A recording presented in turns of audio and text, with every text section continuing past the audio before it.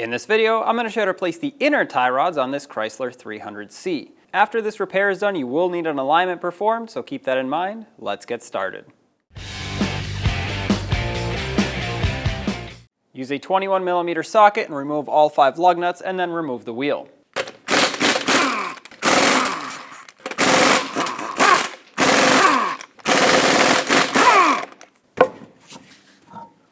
With the wheel off, we can see our tie rods here, and they're locked together with this jam nut. Use a 22mm wrench, put it on the nut, and sometimes if it gets rusty, it will be a little bit difficult to get this on, but there we go. And then break this free. Sometimes it's necessary to tap the end of the wrench with a rubber mallet. That might help. I like to spray this with some rust penetrant. To help break it free a little bit more, I'm going to go back and forth and hopefully loosen this nut up just a little bit more. There we go, that's better. On the knuckle side, the outer tie rod is held on with a castle nut that has a cotter pin going through it. I will spray this down with some rust penetrant as well, and then we're going to have to try to get that cotter pin out. Now sometimes they don't come out, other times they do. If it doesn't come out for you, you can cut it flush and then hammer a socket right over.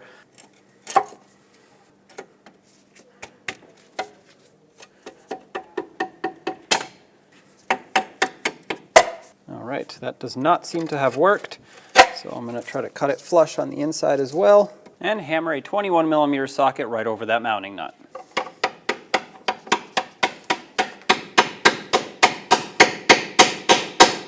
With that on, remove the mounting nut. Once it's off, put it back a few threads so that when we remove the tie rod stud from the knuckle, this doesn't fly out of here, but rather gets caught by the mounting nut. So at this point, we'll take a hammer and tap right here on the knuckle. That should separate these two.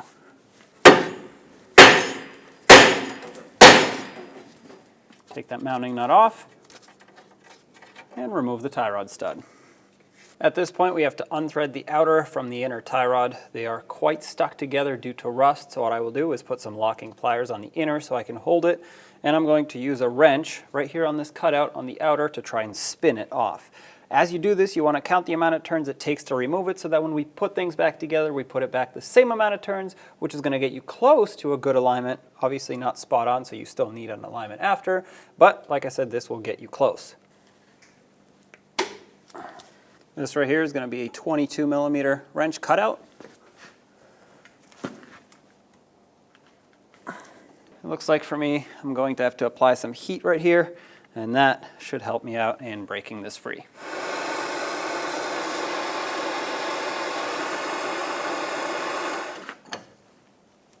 There we go.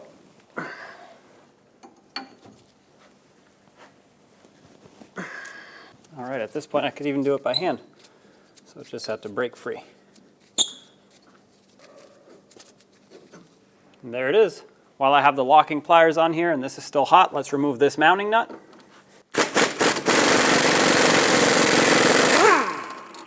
Use a 22mm socket for that. Now grab some needle nose pliers and remove this clamp. Typically, all the way in the back on the boot, you'll see a metal clamp. In our case, because this has already been replaced, there is a wire tie, so I'm just going to cut it off with some cutters. If you had a metal clamp, you could put a pry bar on it or a chisel and just tap it or come in from under here and cut it off. Basically, your goal is to remove it. There it is. And at this point, you can take the boot, pull it off, and there it is. Now you can use multiple things to remove this inner tie rod. You could use a wrench that fits here, some very large pliers or a pipe wrench, or a tie rod removal tool. I'm going for the tie rod removal tool, and although there are multiple types, this is the one that I'm using. It just clamps onto the inner tie rod joint, and once it grabs on tight, you can put a ratchet in here or a breaker bar, twist it, and remove it. The key to this is that these splines can bite into the metal and grab onto it, so you want to make sure you tighten these mounting nuts properly. Now put a ratchet on it or a breaker bar, twist it until it breaks free.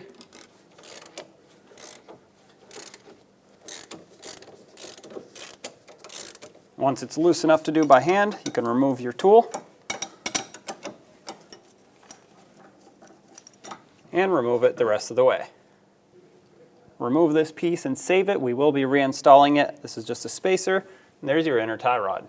Now you want to take that spacer, put it on the new tie rod. It's not going to get centered up or anything. It will be larger than the threads and the joint, but it will have to stay on there, and it'll basically self-center as you thread it onto the rack. And now you want to do just that. Start it on and thread it on. There you go. Make sure this collar slides over. And that's as tight as I can get it by hand. It's bottomed out basically. I'm going to take my tie rod tool again, clamp it onto the new tie rod, and this is how we're going to tighten it up.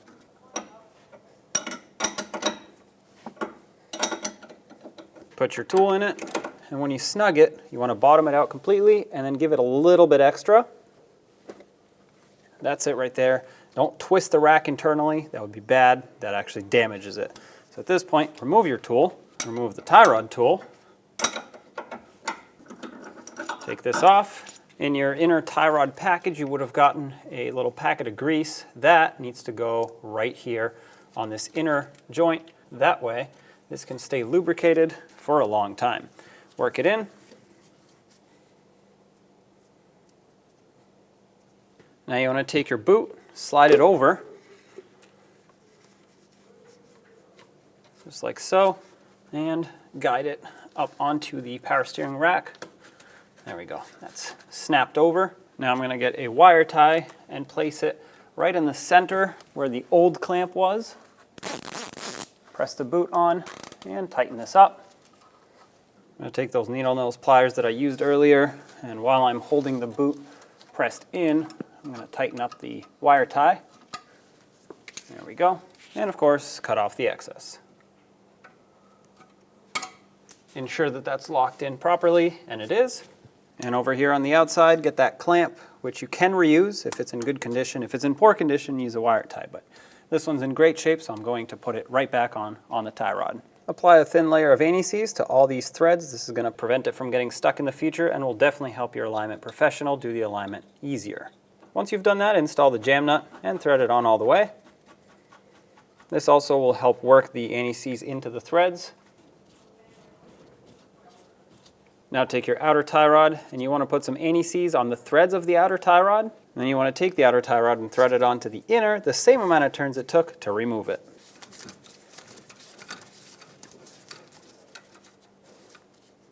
And there we go. Take the outer tie rod stud and put it through the knuckle. Put the mounting nut on. And tighten it up. 63 foot-pounds is the torque for this mounting nut.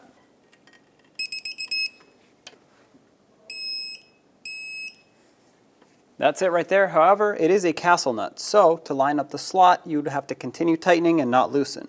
Mine actually happens to line up, so I'm going to leave it right here. But once again, never loosen these to line up, no matter how close they are. Go over onto the next slot. Put your cotter pin through, and we're going to bend it over to lock it in.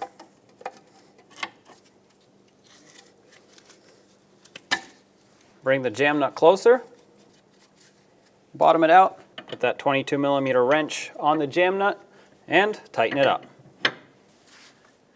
That's snug. Give it a little bit extra, and that's it right there. I will pull back on the tie rod a little bit just so that the outer joint isn't at a severe angle. Make sure it's nice and straight. The rest of the adjustment will be up to your alignment professional. Let's get the wheel on. Let's put on all 5 lug nuts. We'll bottom them out in a cross pattern, and then also in a cross pattern, we'll torque them to 110 foot-pounds.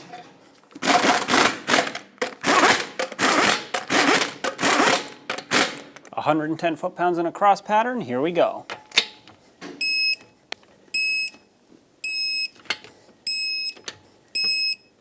Double check them. And there you have it. Take it for a road test, and don't forget to get an alignment. When only the best will do, demand TRQ. The only company that lets you view before you do. TRQ is committed to offering the highest quality aftermarket auto parts that are engineered for peace of mind. Thanks for using and viewing with TRQ.